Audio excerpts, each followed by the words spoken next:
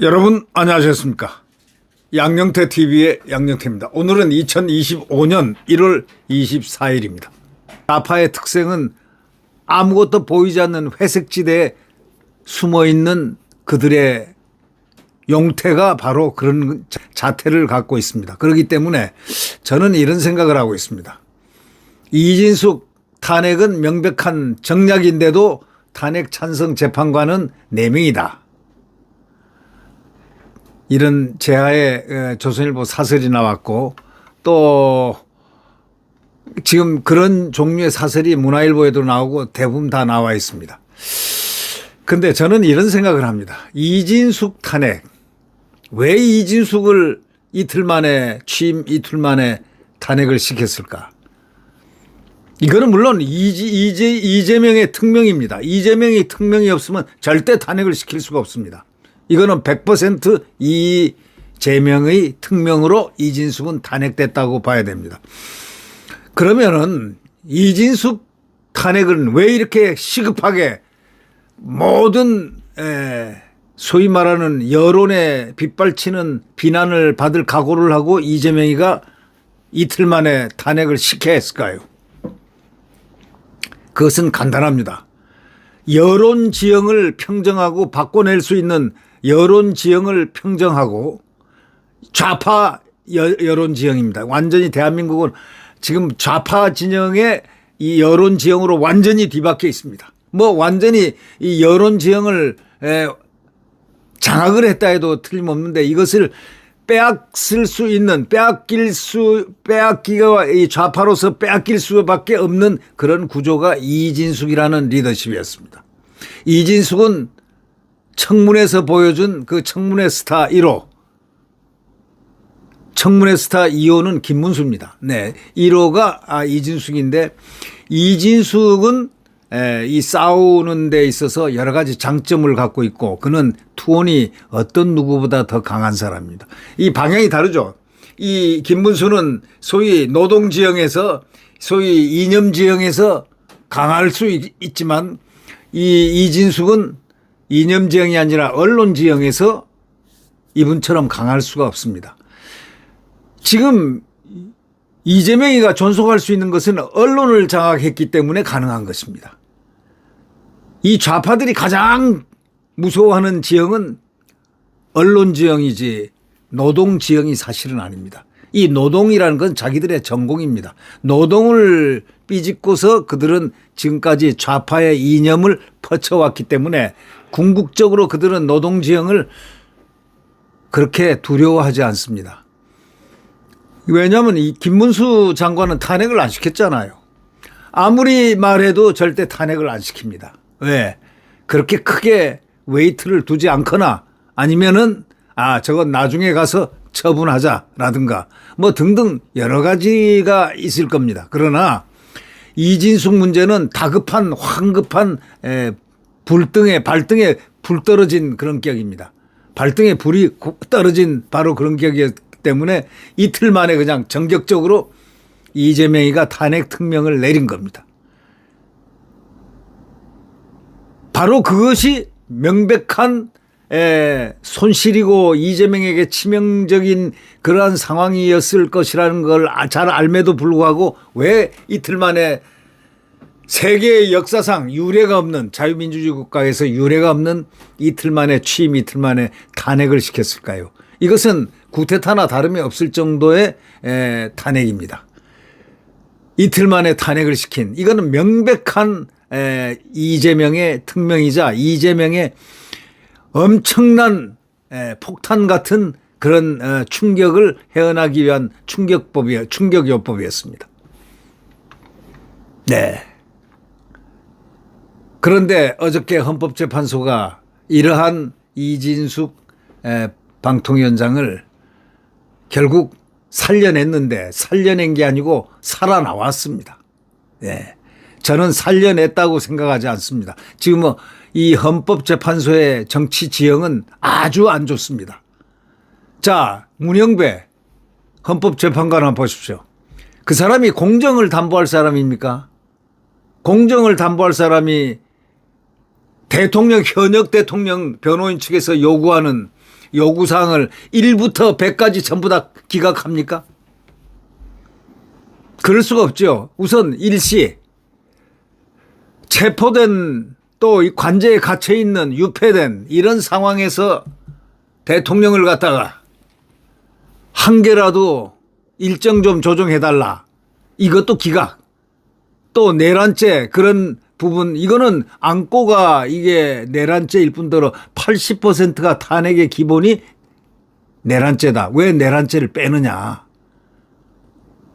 또 더더욱이 국회 측의 정청래가 권유로 내란죄를 뺐습니다. 이렇게 얘기를 했거든요. 그러면 어디 권유겠습니까? 짜고 고수도 친다는 느낌이 있지 않습니까? 어디하고 짜겠습니까? 내란죄를 빼버렸어요. 왜? 내란죄 빼는 목적은 한 두 가지 되죠. 첫째, 내란죄를 빼야만 속전속결로 문영배 생각대로 갈 수 있다. 문영배는 이재명의 절친이자 또 사법시험 동기이자 또 노동법을 함께 공부했던 그런 그룹입니다. 예를 들면 정성호 의원하고 정성호가 얘기했잖아요. 노동법 몇 명이서 모여서 공부했던 그런 절친들입니다. 이재명의 사법시험 동기, 정성호, 또 문영배. 이 서희가 판사들, 우리법 판사, 우리법 회장을 했던 문영배. 네. 아주 좌파 중에 좌편향입니다. 좌파의 우두머리라도 할 수 있죠. 네. 이 양반이 헌법재판소 권한대행이자 이 사람은 4월 13일, 18일 날 나가는데 그 전에 다 해치고 나가겠다는 겁니다. 그러니까 그 앞에는 더 볼 게 없습니다. 이 작전은 상당히 오래전부터 작전을 한 거기 때문에 지금 어느 누가 이 문영배의 경도대에 있는가는 아무도 모릅니다. 확실한 좌파는 4명입니다. 확실한 좌파는 4명이고 그 2명이 인용이 되는 경우에는 바로 대통령은 탄핵됩니다. 바로 이런 함정을 인디케이터를 지금 이진숙 방통위원장이 잘 겨냥을 하고 꺼내놓은 겁니다. 그들은 바로 이것이 이진숙 카드로 그것을 페인팅 모션 할 수 있지만 이진숙 카드로 페인팅 모션이 안 되고 오히려 음흉한 흉계를 우리가 파지해낼 수가 있습니다.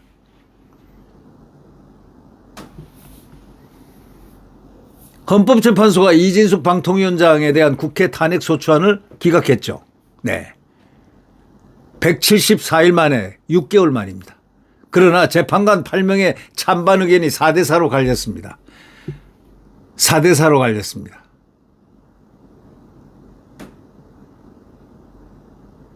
문재인 정부 때나 야권에서 추천한 진보 성향 재판관 4명이 탄핵에 찬성한 겁니다. 이 표는 고정표입니다. 우리는 이 고정표란 사실을 이들은 변치 않습니다. 이들은 무조건하고 탄핵파이라고 탄핵파라고 생각하면 됩니다. 이건 절대 변치 않습니다. 이번에 서부지방법원 법원장 했던 정계선이가 1월 2일 날 부임했잖아요. 어디로 부임했을까요? 헌법재판관으로 부임해서 이진숙의 한 표를 던진 사람입니다. 이진숙 노 끌어내리자. 이재명의 명을 받아서 끌어내리자는데 동의를 했습니다. 그러나 4분이 4대4로 갈려서 기각이 된 겁니다. 문재인 정부 때나 야권에서 추천한 진보 성향 재판관 4명이 탄핵에 전부 찬성하고 이 좌파는 무조건하고 똑같이 항상 시작과 결과가 똑같습니다. 타도로 일관하는 사람들이기 때문에 이들은 아무리 말로 약속을 해도 지켜지지 않습니다. 새빨간 색깔은 절대로 탈색이 되지 않습니다. 네. 이 위원장 탄핵소추는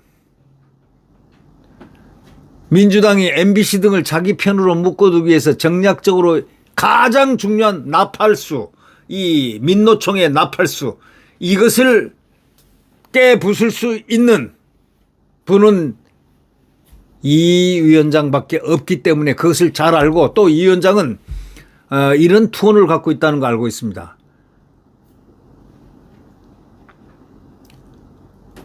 그는 종군 기자였습니다. 이 종군 기자가 그냥 종군 기자가 아닙니다.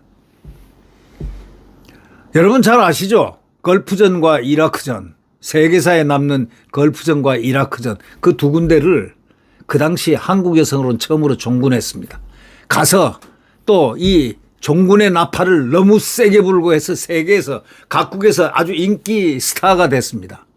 한국의 여전사, 여기서 나오는 재빠른 소위 말해서 뉴스, 월드 뉴스, 전쟁 뉴스, 이 정치 지역 뉴스를 갖다가 순식간에 퍼뜨리고 하면은 이것이 번역돼 가지고 또 각국에도 들어가고 우리 한국에 쏘아주고 일본에도 쏘아가고, 오히려 일본 종군 기자들보다 훨씬 더, 일본 기자 정도가 아니고 아주 우수한 소위 종군 기자였습니다. 그런데 한 번은 명령으로 갔지만 방송, 그때는 MBC가 좋은 방송 MBC일 때입니다. KBS보다 훨씬 국민의 언론으로 각광을 받던 MBC일 때입니다. 그때 종군은 했고, 그 다음 종군은 바로 완전히 자원으로 갔습니다. 자원. 스스로 그곳으로 달려갔습니다. 이라크전은 걸프전에 가서 걸프전의 종군 기자로서의 정말 아주 훌륭한 그런 업적을 쌓고, 그 다음에 종군 기자로서는 이분이 자원에서 들어갔습니다. 여하튼 이 종군 기자의 그것은 아무도 터치할 수 없는 영역을, 그는 그 캐리어를 가졌는데 그 캐리어가 무엇이냐? 투혼입니다. 투쟁입니다. 죽음을 무릅쓰고 사선을 넘는다라는 바로 이러한 가장 자기를 바치는, 헌신적이고 희생적이고, 그리고 자기 목표를 향해서 자기를 모든 것을 다 산화시킨다라는 각오가 없으면 종군 기자 갈 수 없는 겁니다. 종군 기사를 그것도 두 번이나 연달아서 그는 종군 기자를 지원해서 갔습니다. 결국 그가 살아온 길을 가장 무서워하는 것은 바로, 이재명이가 무서워하는 것은 바로 이겁니다. 투혼입니다. 자유민주주의에 대한 강력한 신념을 가진 이진숙이가 반드시 언론 지형을 파괴시킬 거다. 자기네의 좌파 언론 지형을 반드시 파괴시킬 사람은 대한민국에 이진숙밖에 없다는 것을 그들이 잘 알고 있었기 때문입니다. 그래서 이틀 만에 바로 탄핵시켰습니다. 사실은 하루 만에 탄핵시킨 거죠. 하루 딱 해가지고, 하루 딱 선거해가지고 그냥 밀어붙였죠. 192명이 물어붙인 겁니다. 결국 민주노총 MBC에서 긴급 큰일 났습니다. 우리 좌편향 언론들 모두 다 죽습니다. 이제 좌파 언론들 하나씩 MBC가 쓰러지면 그다음부터 다 쳐나갑니다. 지금 이렇게 된 겁니다. 그러니 이재명으로서 이처럼 화급할 수밖에 없죠. 언론 지형에서 좌파 언론 지형 때문에 이긴 것이지, 여태까지 독불 장군으로 있었던 것이지, 좌파 언론 지형이 무너지면 그 순간적으로 무너진다는 것을 누구보다도 이재명이가 잘 알고 있습니다. 네. 그래서 결국 실제 민주당은, 그래서 이 위원장이 취임 이틀 만에 탄핵 소추를 시급히 시켰습니다. 제1급 비밀로 해서 다닥 시켰습니다. 예. 방통위 2인 체제에서 공영방송 이사 선임을 의결한 것을 문제를 삼았습니다. 그러나 방통위원 추천을 미루는 방식으로 해가지고 2인 체제를 만든 장본인이 바로 누굽니까? 이 민주당 아닙니까? 자신들이 만들어 놓은 체제에서 일을 했다고 위법이라는 겁니다. 우리가 만들어 놓은 2인 체제인데 와 네가 자유 언론 투사가 와가지고 우리 정치 지형을 갖다가 2인 체제를, 언론 지형을 뺏어 먹냐 하고 이제 바로 탄핵시킨 겁니다. 이건 왜? 그냥 좀 어리숙한 사람이 왔으면은 그대로 지속할 텐데, 이 사람은 언론에 대해서 너무 빠삭하고 그리고 이기는 방법을 알고 있기 때문입니다. 죽이는 방법도 알고 이기는 방법도 알고 또 죽을 각오를 하고 달려들 수 있는 그런 소위 정치적인 그 신념이 강한 자유민주주의에 대한 정치적 신념입니다. 자유민주주의에 대한 정치적 신념이 굉장히 강한 사람이 이 사람이기 때문에 이 사람은 못 당해낸다고 생각하는 게 바로 이재명이었습니다. 그들은 이재명 때문에 여러 번 회의를 했다는 거, 이진숙 때문에 여러 번 회의를 했다는 거 아닙니까? 긴급회의, 비밀회의 뭐 등등 해가지고 결론 100% 잘라내자. 안 그러면 우리가 죽는다.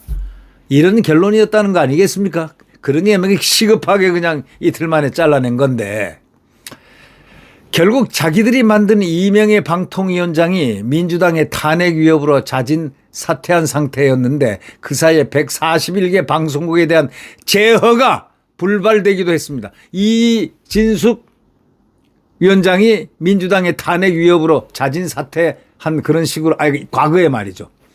과거에 보십시오. 두 분이 방통위원장이 나갔지 않습니까?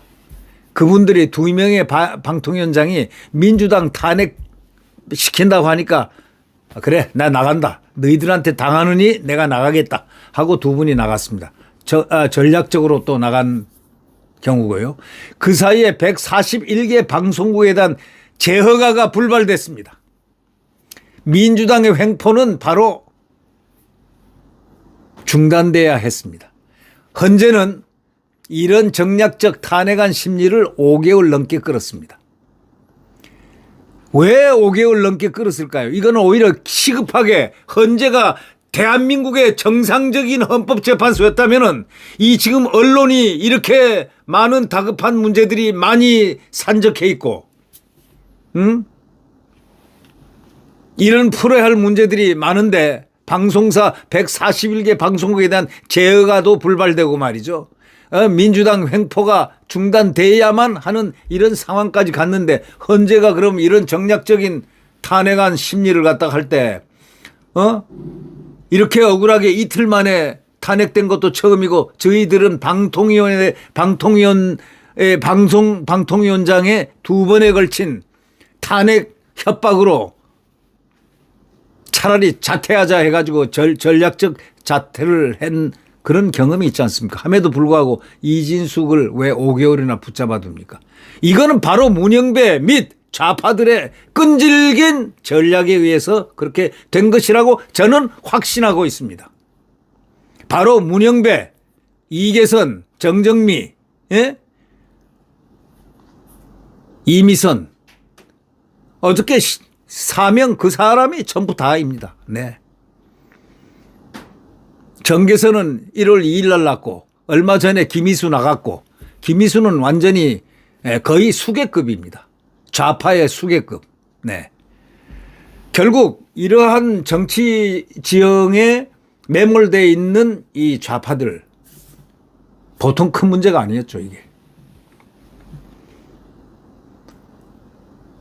이게 헌재가 이래서 5개월간을 넘게 끌어가지고 6개월째를 접어들었습니다. 이제는 이것을 미끼로 최대한 정략적으로 전략적으로 해야 되겠다 해서 결국은 자기네들은 최선을 다했지만 자기들도 파워 테스트를 해본 겁니다. 이 좌파들이 해보니까 4대4가 돼서 기각이 됐다. 기각될 것은 미리 예측은 가능했을 겁니다만은 그들은 문영배는 그래서 그걸 사인을 며칠 전에 저번 변론기일 때 이진숙 위원장에게 미안하게 됐다고 사과를 했습니다. 미안한 짓을 헌법재판소가 왜 합니까? 헌법재판소 소장대행이 왜 미안하다는 소리를 합니까? 국민들에게 미안하다 소리를 하게 됐습니까? 그동안에 무슨 일을 했습니까? 일한 거 없잖아. 일한 게 없잖아요. 이진숙 위원장이 취임한 지 이틀밖에 안 되는데 한 일이라고는 한 두 가지 서너 가지밖에 안 되는데 아니 그것을 하는데 5개월을 끌어요? 6개월까지 끌어요? 이거는요. 그래서 이진숙 카드를 조금 더 끌어야 되는데 전략을 딱 내놓은 겁니다. 지금. 뭘? 우리 헌법재판소는 공정하다 하는 걸 내외에 보여주는 찰나이자 순간적으로 대통령에 대한 마음을 푹 놓을 수 있게끔, 그리고 대통령을 전격적으로 탄핵을 시키게 한 암수라고도 볼 수 있는 그런 부분도 없잖아 있다는 것을 간과해서는 안 된다는 겁니다.